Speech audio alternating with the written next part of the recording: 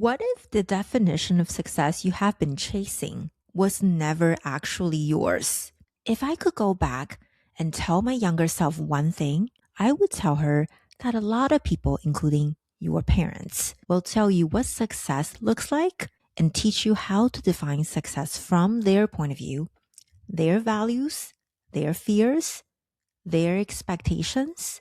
It is very important you do not listen to them. Form your own opinions. Take your power back. Try things out. Experiment. Follow what you feel called to do. As long as you aren't causing harm or breaking the law. You may fail, but that's okay because every failure will teach you something, and what you learn becomes yours. No one can ever take that away from you. And from there, you will begin to build success in your own way. Trust yourself. Follow your joy. Be curious enough to try and brave enough to begin. The path will unfold beautifully, even with the failures or mistakes along the way. You will eventually learn that they aren't real failures. They were scars, lessons, and proof that you lived, tried, and became wiser. Welcome to 1-800-GOLD-DIGGER, a space for honest conversations where I share the ugly truth that lives underneath all the glamour and celebration of success and growth. I'm your host, Mika Liu. Let's dive into today's episode. What's the one thing you know now that you wish you could go back and tell your younger self? That's the question I'm answering today. But before I do, I want to address the lies that were told to us about success. Most of us grew up learning someone else's definition of success from our parents, our teachers, our culture. The comparison that were made at dinner tables and family gatherings. So-and-so is a doctor. So-and-so drives a BMW. So-and-so goes to a top university. Those comparisons were not intended to be malicious. Most of the time, they came from love, from fear, from people who wanted, quote unquote, the best for us because they played safe themselves. They didn't risk going after a path less traveled. They assumed that someone else's success was a universal destination. But here's what that kind of early conditioning does. It teaches you to measure yourself against the ruler you never chose. And when you spend years chasing a version of success that was never truly yours, you arrive somewhere impressive but feel strangely empty because the summit you climbed did not belong to you. That's the cost of the lie. Not just wasted time, but the distance it creates between you and yourself. That feeling is like arriving somewhere you worked incredibly hard to reach and standing there wondering why it does not feel the way you imagined it would. That feeling is like the celebration is happening around you, but not for you. That feeling is like you built something impressive, but somehow doesn't feel like it is enough. That feeling is not that you didn't achieve enough or that you failed. It is a signal that tells you the ruler you have been measuring yourself against was never made for you. A signal that the path you thought you chose was never really yours, and never truly your choice to begin with. There's a story about a businessman who sees a fisherman sitting by the beach after catching enough fish for the day. He cannot understand why the fisherman is not doing more. He feels compelled to help the fisherman. He tells him he should work harder, catch more fish, buy more boats, set up a company, build his own production plant and distribution network, and make so much money that one day he can finally retire, relax, and enjoy a peaceful life with his family and friends. The fisherman is puzzled. He says, "Isn't that what I'm doing right now?" I thought about this story for a long time after I first heard it. It made me turn inward and ask whether I had become the businessman in my own life. It made me question the real meaning of success and growth. Do more status, more money, and more accolades really mean success and growth? Is growth without self-reflection real growth? We all have a lot of businessmen around us. Parents, teachers, peers, society, all of them telling us what success is supposed to look like. But who gets to define success? Who gets to define that the fisherman does not already have a good life? What about your own definition? The moral of the story is not to give up or to settle. It isn't to stop wanting more. I think the story is about not outsourcing your definition of success, about making sure the quote unquote more you are chasing is yours, genuinely yours. So this is what I would have told her to my younger self at 12 years old. Dear young Mika, today you turn 12 years old. In the very near future, you will hear your parents telling you you are already an adult and that you need to take care of your younger brothers. It is very important you take this with a grain of salt. Do not take what they told you to heart. Your parents will tell you a lot of things about success, such as so-and-so is a doctor, so-and-so owns a BMW dealership, so-and-so works at TSMC as an engineer. They will pressure you to get A's in school. They will tell you to only make friends with other A students. They will not be supportive of your interest in pursuing art. It is very important you do not make any decisions only based on what they tell you. It is very important that you think about what you really want and come to your own conclusions. If being an artist speaks to you, go for it. Even if your parents do not agree and they will criticize and scare you, they will tell you artists don't make money. Hence the saying, starving artist. It is very important you stay on the path that makes you feel alive. If that is being creative and making art, then so be it. When you grow up a little older, you will start liking the attention from boys. It is very important you prioritize yourself, not the boys. You will experience heartbreak and think you'll never have such great love again. It is very important you do not believe this thought. Sometimes we cannot trust our own thoughts or even our own emotions, because you will eventually learn that the greatest love you can have is the one with yourself. You will experience obstacles in life. You will move to a different country all by yourself for school and eventually try to find a job in that country. It will be difficult.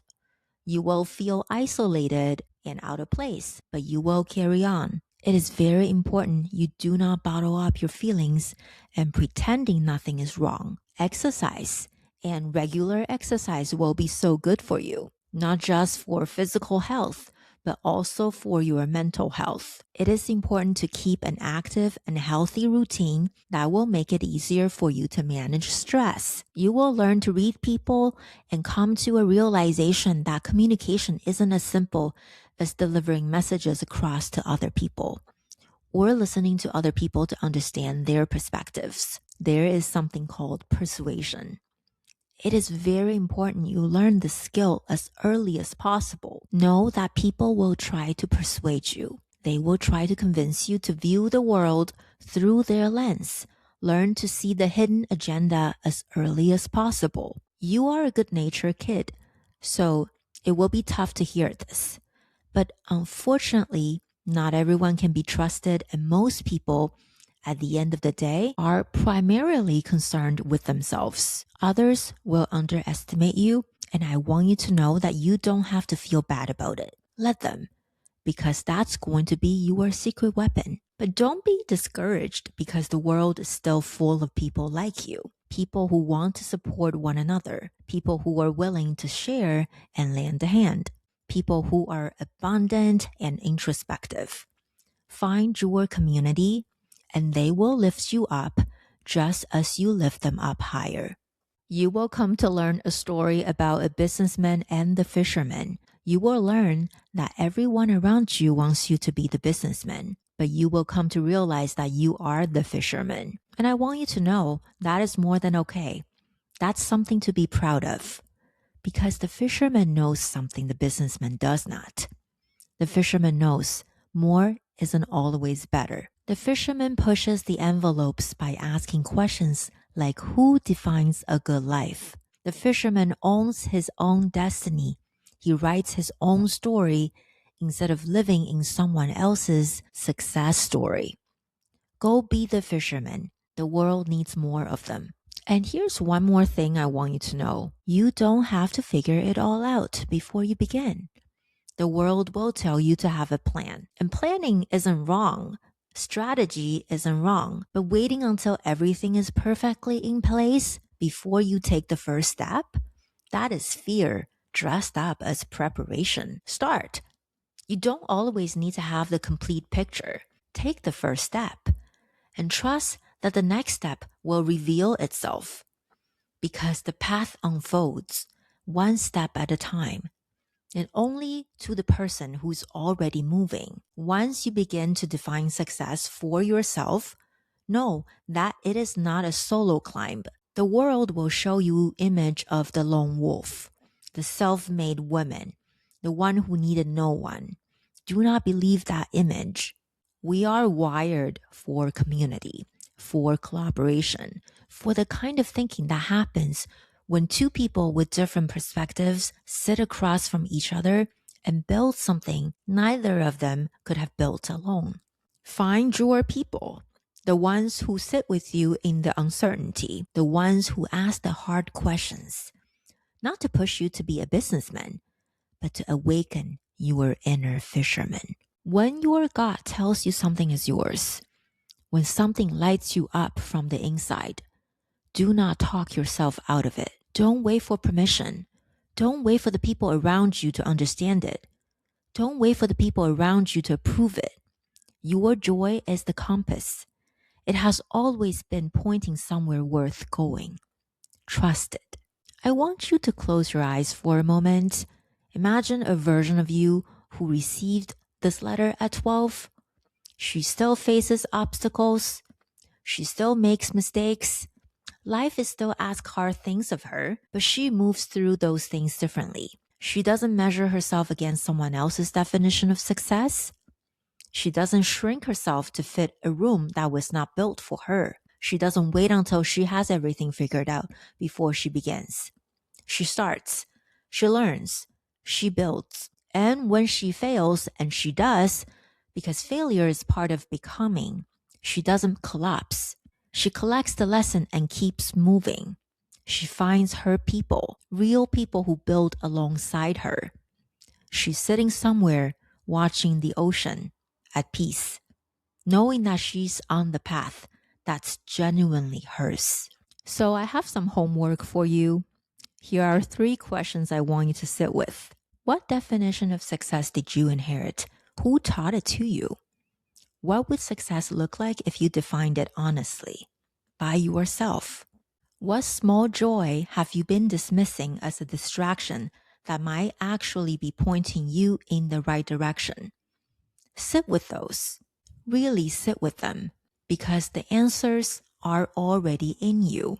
They have been there the whole time, waiting for you to stop listening to everyone else. And before we close, I want to share a few voice messages I received this week. I asked the listeners to submit their own answers to this question.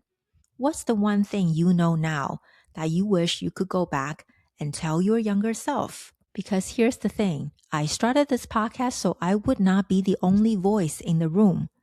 And this week, the room just got bigger. Let's listen to what they shared. If I could go back and tell my younger self one thing, I would tell her that it is okay to ask for help, to ask for assistance, to ask for other people's opinions. One of the things I unfortunately learned later in life is that feedback is considered help. And I wish that I had the courage to ask people for help, because I feel we live in a life where we're supposed to learn things independently. That was my ultimate goal from being in my younger days and to being 32 now. So it is okay to ask for help. And I still have to remind myself today at 32 that it is still okay to ask people for help if needed. What would I say to my own younger self? I feel that in my journey of self realization at this point in my late 40s, had I found a mentor or a guide to speak about not just a career path, but or education, but really looking deep down inside of my own worthiness of my behaviors or what I did or why I did certain things or what I felt, what made me really truly happy inside would have probably manifested into a different life choice path versus learning now in my late 40s to have that complete reset. I feel that a lot of us who sometimes grow up in adverse home living situations do not have that access in mentorship or in finding guidance in our early teen adolescent years that would possibly change the trajectory of your life at an earlier stage versus later on. So yeah, I think that's what I would tell my younger self, to find a mentor, find a guide that would sit down with you and talk about what you dream of. What are your dreams? How can you manifest those dreams and how can they become reality? I wish I could tell my younger self that growth often feels uncomfortable before it feels rewarding. Some of the moments I thought were setbacks were actually redirecting me towards better opportunities, stronger relationships, and a clear sense of who I am today. My answer has a few layers. The first thing that came into my mind is don't dwell on the past. There was a period of time where there was a lot of reflection and very healthy reflection where I thought of my past and trying to figure out why I did certain things in a certain way or have a certain perception, and also is there other ways of thinking and doing things that's more helpful to a certain point, right? Because after that point I just felt like these reflections are strengths on my feet. They were kind of ties from the past to stop me from moving forward. So I would tell myself, my younger self, to pay attention to that feeling of dwelling. And the second part will be don't worry too much about the future. Same idea, there was a period of time where planning, over planning, thinking, and overthinking about my future really served me. I grew up alone since I was 16 years old. I was financially independent since the age of 18 or even 17. To do that, there was a lot of, just mental planning of, what do I do as a kid? What can I plan for myself so then I guess I could have food tomorrow? And that was like survival, right? Again, same idea as dwelling on the past. I reached to a point where I felt like this kind of worry doesn't serve me anymore. So to the younger self would be also noticing patterns where you were trying to do the same thing, thinking about the future, project managing every single aspect of your life, but still don't see the result. That's kind of like a sign of this not working as you thought it would anymore. That's kind of like the two signs that I would look at to drag myself back to focus on the present. The other thing is don't let others' words affect you, and don't let others' limitation limit your future. I know myself for 30 something years. I know I am someone who care for others deeply, and that care eventually might take me to a point where I just let others' emotions and words impact me because I want to, I care of their opinions, right? I also know there's an intelligent side of me who know those opinions are limiting. They're not meant for who I want to become. Trust yourself, listen to yourself, and also love yourself enough to make the ultimate judgment. Talking about ultimate, I have this last thing that I want to really want to say to myself, and it's counterintuitive. And that thing is, don't listen to me. Don't listen to what I just said, because you need to make the mistakes that you were meant to make, get hurt in the ways you were meant to be hurt, to feel the regret, feel the lessons, feel the guilt, the anger, the lack, to feel the hunger. When you find that hunger, that's when you chase after it. And that kind of fulfillment of the hunger would become your purpose for the next chapter of your life. And I feel like going through those experiences, good and bad, being, treated badly or in a good way, all of those are the experiences that you were meant to engage in order to become who you're meant to become.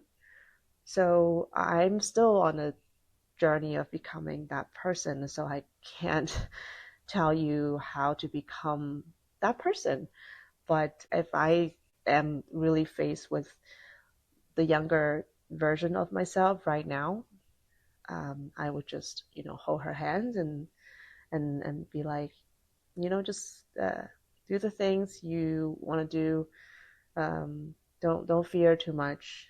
Even if you fear, remember that feeling. And when you grow to an older age, you can look back to the feeling and finally understand why you're scared and finally not to be scared. If this episode has resonated with you, make sure to subscribe on YouTube, Spotify, or Apple Podcast so you never miss a new episode.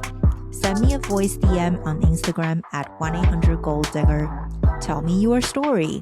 Tell me your ugly truth. With your permission, your voice could become part of a future episode. Because this show was never meant to be just mine. It's always meant to be ours. This is 1-800-GOLDDIGGER, and I will talk to you in the next episode.